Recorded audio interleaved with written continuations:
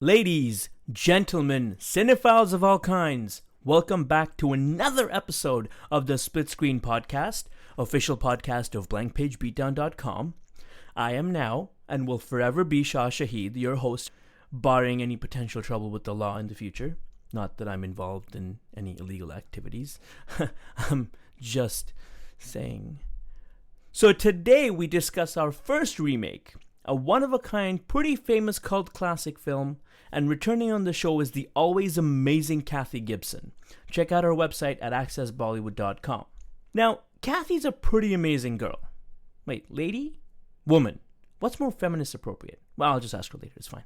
Now, what makes Kathy great, really, is, first of all, she's white, and she watches Bollywood.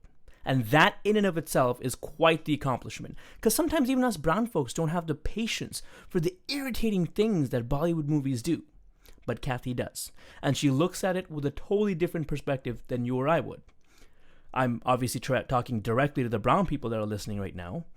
Or, since it's our second show, the one brown person listening. Thanks, man. You know who you are.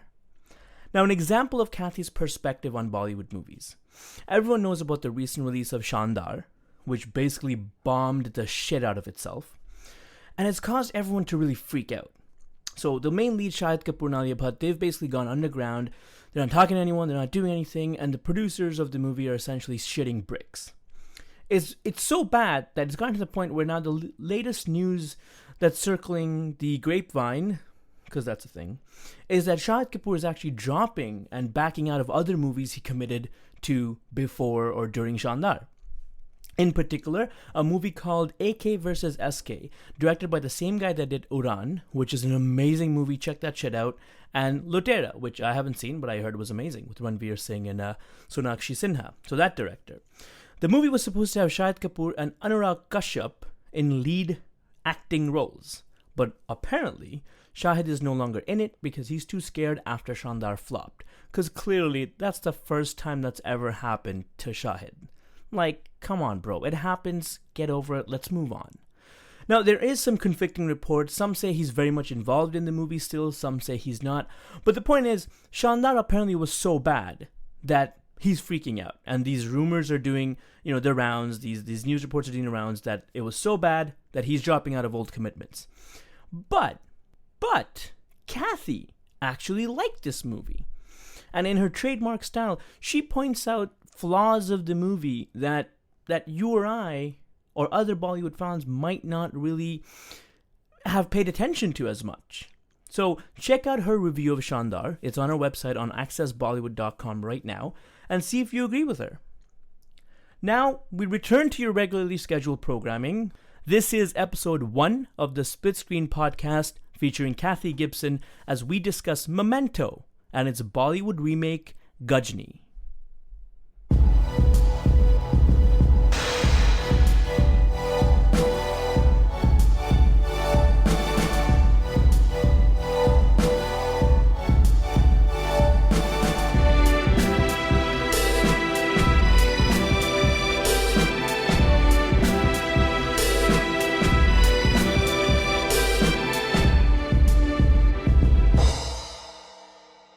Welcome to another episode of Split Screen Podcast, the official podcast of blankpagebeatdown.com. I've got again with me Kathy Gibson from accessbollywood.com. Kathy, say hi. Hi, Shah. Hi, Kathy. So just to let everyone know, we're going to jump right into it, but remember, there is spoiler warnings for this. We're going to be doing a split screen analysis of Memento and its Bollywood remake, Ghajini. So we're going to get into everything from what happens at the end or the beginning in the case of Memento, and there will be lots of spoilers, so you've been warned. Spoiler warning for Ghajini and Memento. So I'll start off. I'll give you a quick. I mean, if you haven't seen Memento, then why? What's wrong with you? It's clearly the movie. I mean, Christopher Nolan did the movie before Memento, but Memento is, I think, what launched him into fame.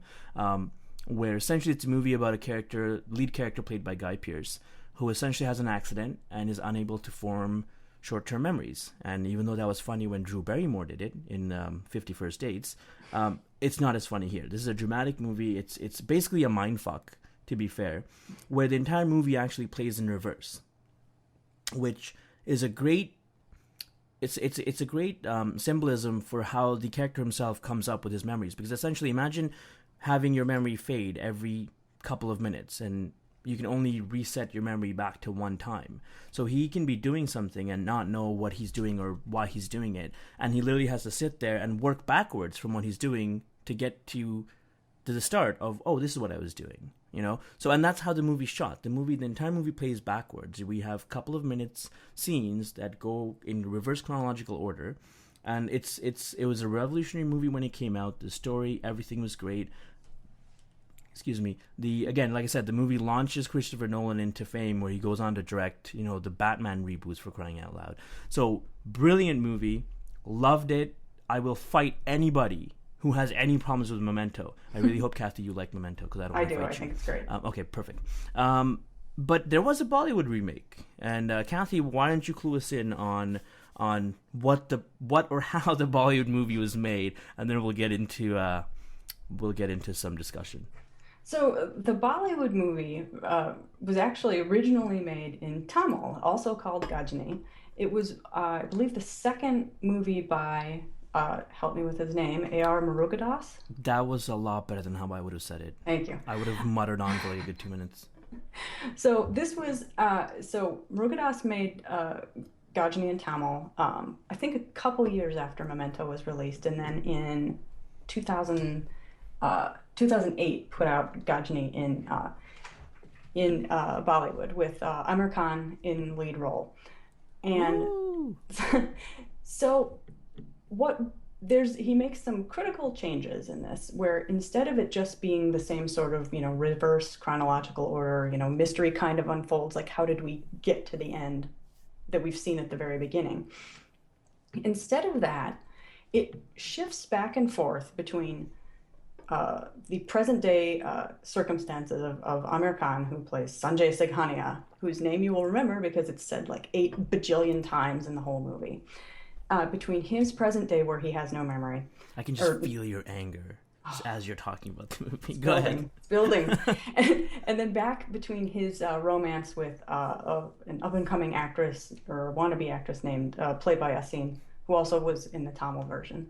And to me, this was a case where what I feel like Murugadoss got out of Memento was, okay, it's a movie about a guy who can't make new memories, and in order to keep track of, and his wife or his loved one was killed, and in order to keep track of his revenge plot, he tattoos important details about the crime on his body, and that's where it stopped.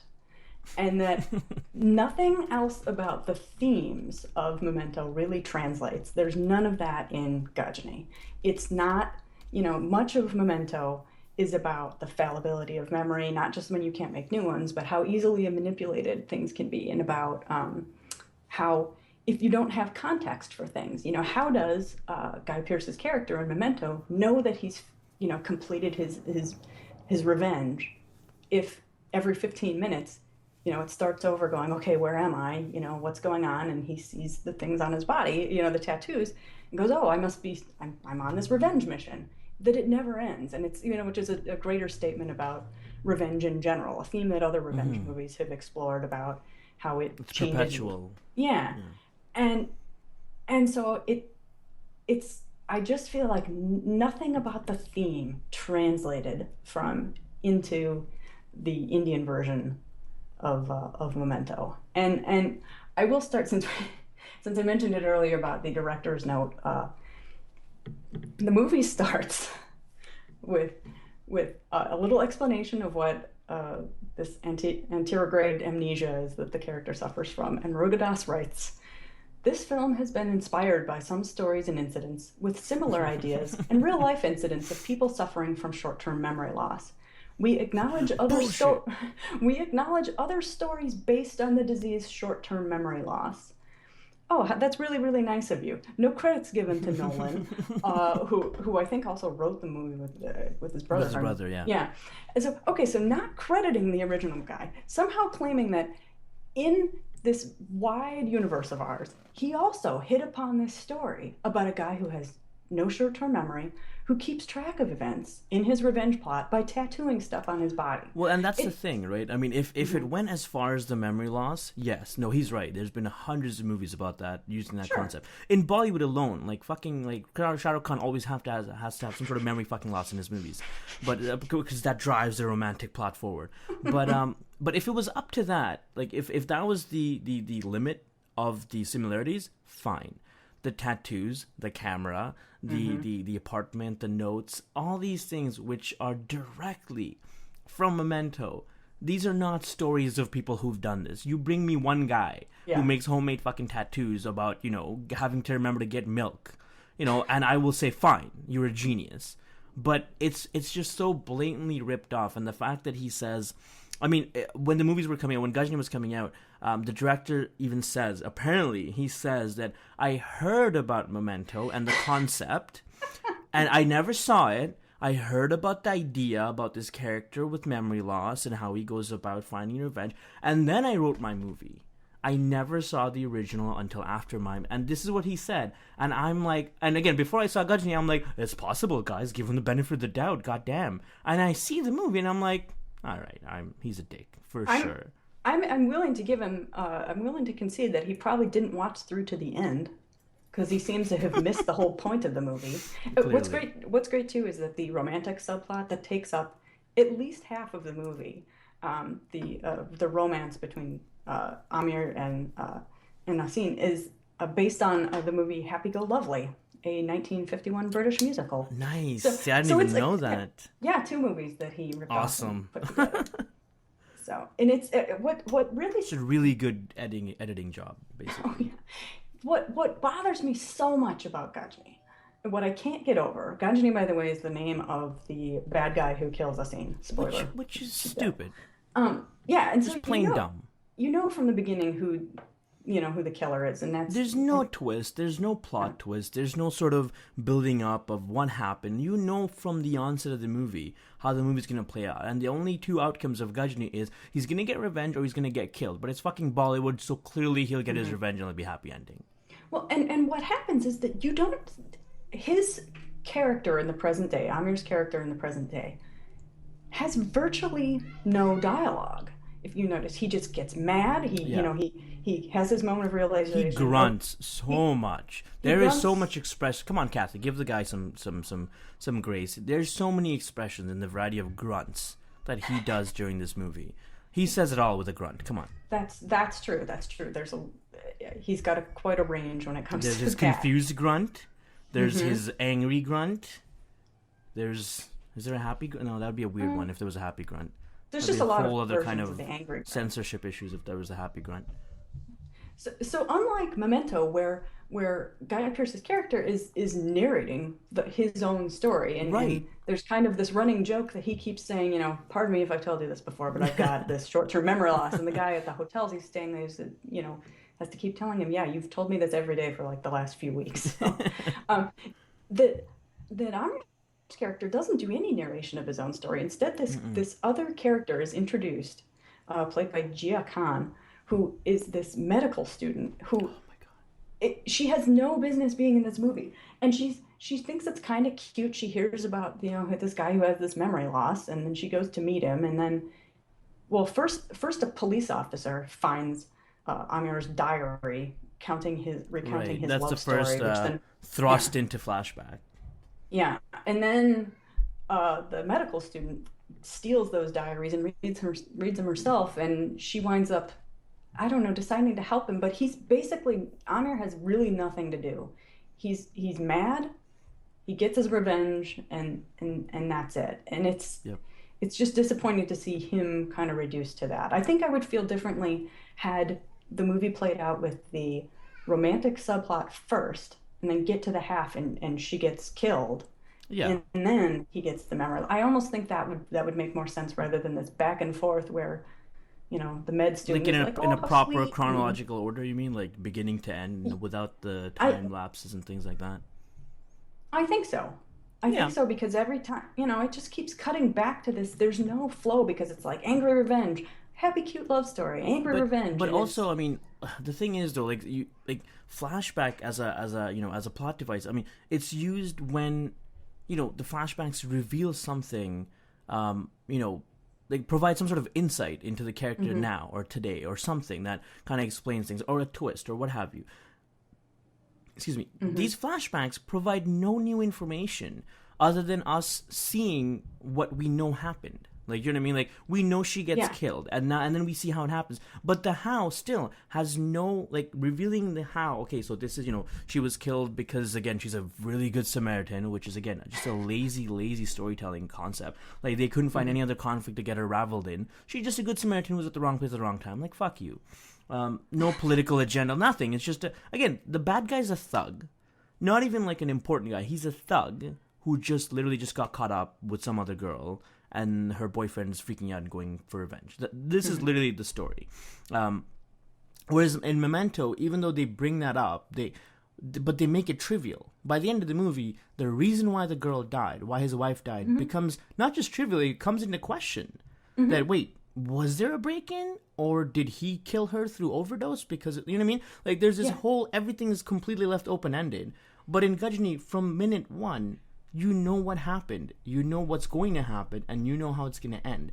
There's no dramatic impact to the story to tell it through flashbacks. Well, and there was this tendency up until fairly recently, the last couple of years, where this tendency against telling stories in Bollywood about regular people. It was a lot of this aspirational wealth, where characters always had to be rich. You notice that the Aamir's character in this is a really, really super rich guy. Incredibly rich guy.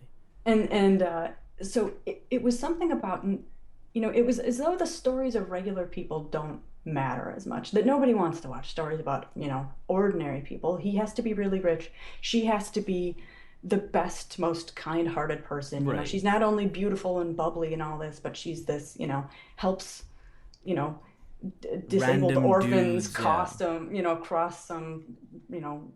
I don't know, some rickety part of the road. Oh no, but she does lie though. She does pretend like that Aamir Khan's character is the rich person that he's pretending not to be, which is truly him. That's okay. You can be, as long as you're cute and bubbly, you can morally bend people's perceptions of what your life is. But that's okay. She has no problems with that. No, and benefit from it financially. Exactly. Too. And it's kind of like saying, like, it's not putting the effort into making us care about somebody. It's just, we're just going to give you the most basic, you'll care about him because he's rich, and I know you want to be rich, and you'll care about her because she's beautiful and fun, and wouldn't it be fun to be beautiful and fun? As we established with the opening song number. Right. Which is her introduction. As opposed to something like Badlapur, which just came out this year, where Varun Dhawan's character is this normal guy whose, wife dies, and it's also a revenge film. His wife dies, and kid die at the beginning of the movie, and spoiler. So spoiler 5 minutes into the movie, right? But the point is that he's this normal guy, and how does revenge change him? And which is also the same point of Memento, and in this case, it's not. And you notice at the end of Ghajini, apparently nothing has changed for Aamir. There are no consequences morally to his revenge. It's just sort of assumed that because we've seen that he was this really nice guy and Asin was this super great Samaritan, that whatever he does in order to avenge her is totally morally acceptable. There are no ramifications that he's this business guy who kills a ton of people, including a cop. Right. And see the crazy thing about this too, again, because I rewatched it in preparation for this show. I rewatched it, and again, originally I really liked Ghajini. Again, I put on my Bollywood hat and I said I'm not going to be overly criticizing.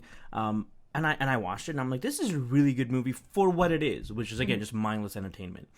But then going back again, I'm watching it with Memento in mind, because the first time around I just try to objectively watch it on its own, and I'm watching and I'm like, in his apartment. He has literally a cachet of evidence that will put him away for life. He has pictures of people he'll kill. And that's the thing too, right? In Memento, Guy Pearce's character he still retains some sort of self-identity of who he was before he went on this murderous rampage of God knows how many people. And that's the thing. And that's the whole point, right? Because of his memory loss, he doesn't know how many people he's killed. He doesn't know the things he's had to do to get to where he is today. So he's still retaining some version of himself prior to his accident. In Ghajini, this guy clearly has pictures and notes and you know, an archive of documents proving that he is a murderer now. And that doesn't faze him. And not just him. This is shit that's lying around everywhere. There's a scene where his managers and the business people come into the apartment. And I'm like, is no one fucking concerned that there is a drawer marked gun? Where he has guns. And there's... No one cares? No one is at all worried about this guy. Like, no one's calling in some sort of institution. No one's getting a fucking nurse to come check in on him, like, to see if he hasn't killed anyone, which clearly he's planning on doing. Nothing. And people just walk, and again, it's his apartment. Nothing's hidden. It's completely in plain view. And I'm sitting there going, you have a box marked photos where there are literally Polaroids of people that you've killed. And accident or not, there's no center, like, I'm sorry, you lose your memory, that doesn't affect your fucking, like, I don't know, common sense of, I killed people. Maybe I should do a better job of hiding the evidence. Apparently you and I personally don't know enough about memory loss because... according to the movie, it also gives you superhuman strength. So, well, to be fair, it is based on a remake of a Tamil movie, and in Tamil movies, I've personally never been, but I'm assuming there's sort of low gravity or something that, you know, like some sort of different UV sunlight that makes everyone Superman. I'm not sure, but clearly everyone has super strength in Tamil movies. Well, and that's what's funny about this is that I think Ghajini gets held up to this standard as being sort of different from other movies and more, I don't know, just smarter or better.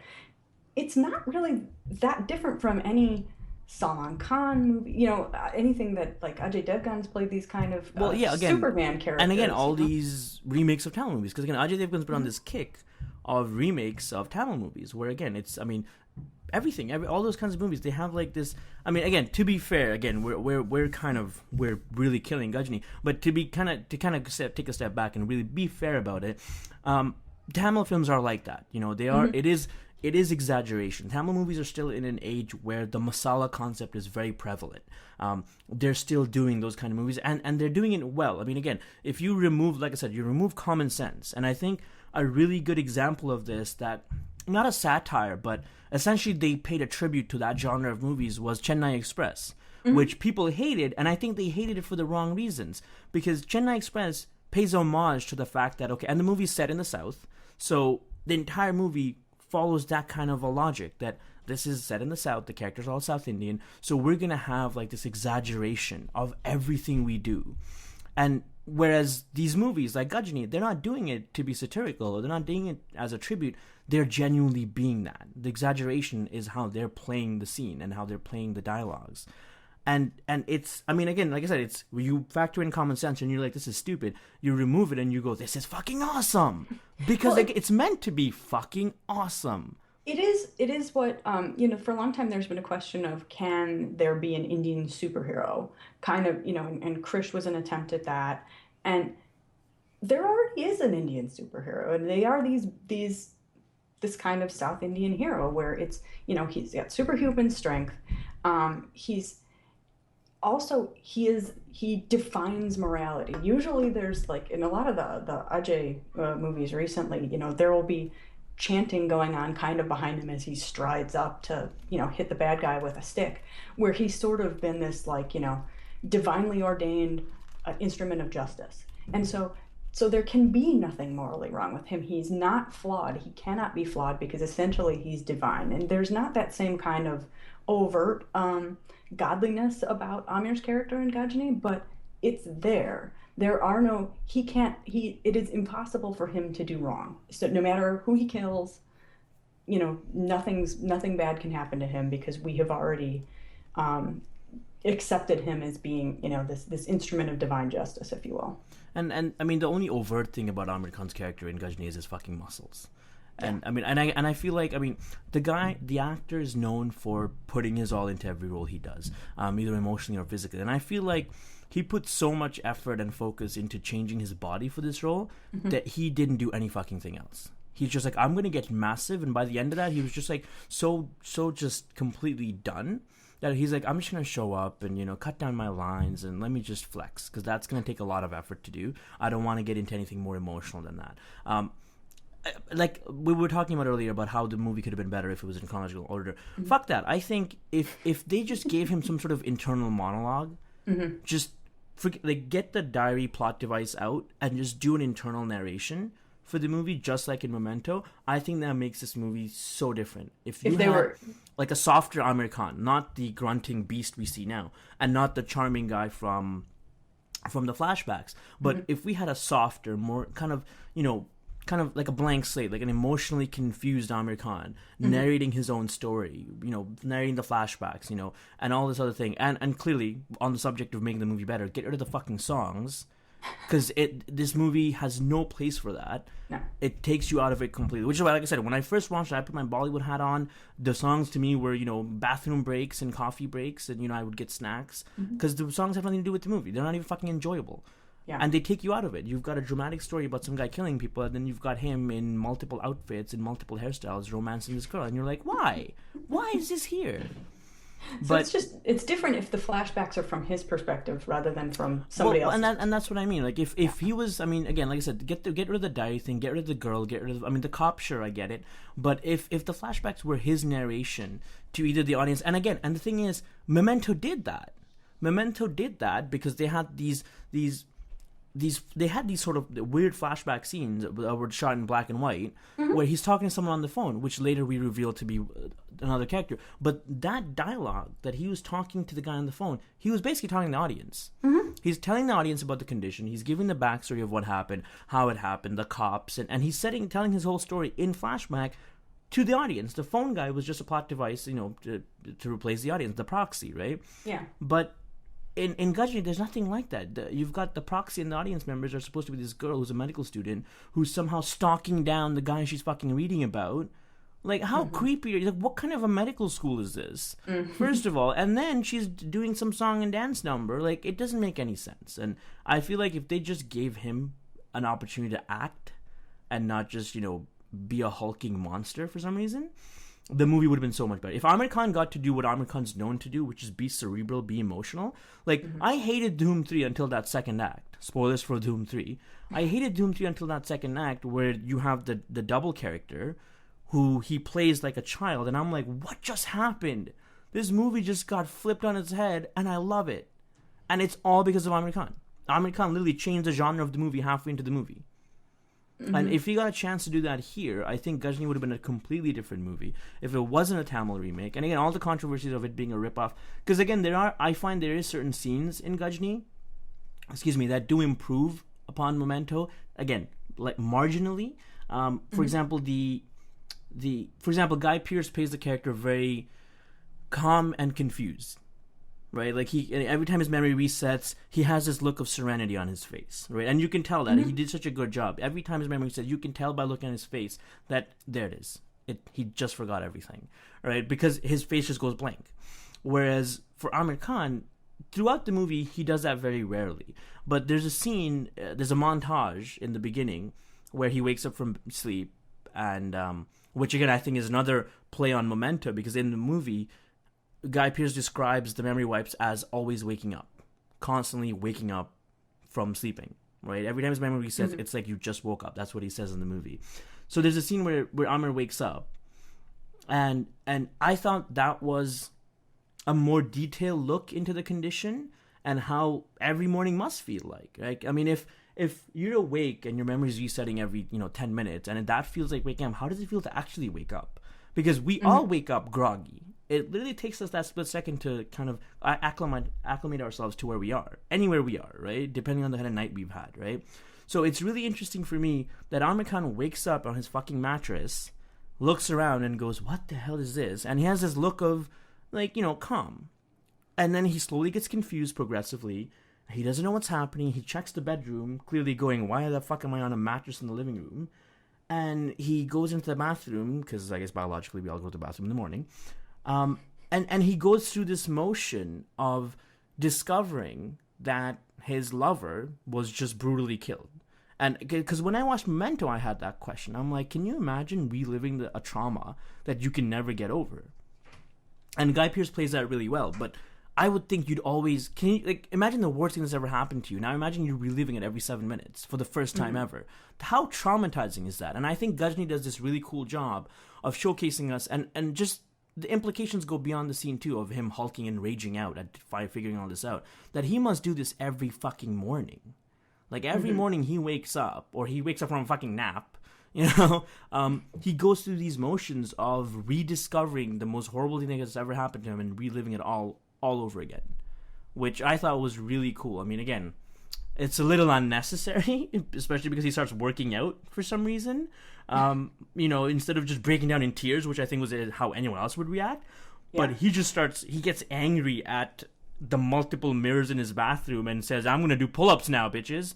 And it's just like, okay, sure, however you want to grieve, bro. But I mean, again, I get that part is very kind of pandering to the audience, but you know, the emotional reaction that he has to figuring all this out for the first time, I think was really cool. Something that, for example, Memento didn't kind of show us because it wasn't relevant to the story. He talks about it more than you actually see it. Yeah. Which is the emotional depth of Memento, because he has a lot of these monologues where he'll describe his wife, and he'll describe how it feels, and he'll describe, you know, and it's poignant because you sit there and you go, shit. Whereas Ghajini goes the more obvious way of guy freaking out, which, hey, sure, it's fine. Well, and I do think the climactic fight scene in Ghajini is really good. I will give it, you know, if you're able to stick with it till the end, it does have a pretty cool fight scene. So wrapping up Ghajini and Memento, clearly I think we've established that Ghajini is just a very poor imitation of Memento, clearly, and it is ripped off. We can conclude that, right? There's way too many similarities for it to be, a same idea that people across different continents had, amazingly at the same time.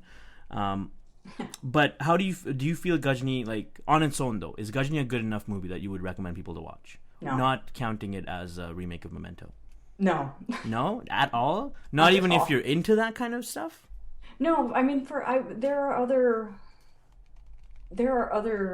sort of superhero, movies that I think are more enjoyable. This is I didn't like the movie the first time I saw it, and then watching it again, especially next to Memento, it's too disjointed. It just doesn't, it doesn't hold up. And it's especially if you're new to any kind of Indian movie, you'll just be like, what the hell is going on? Yeah, definitely not. No. Yeah.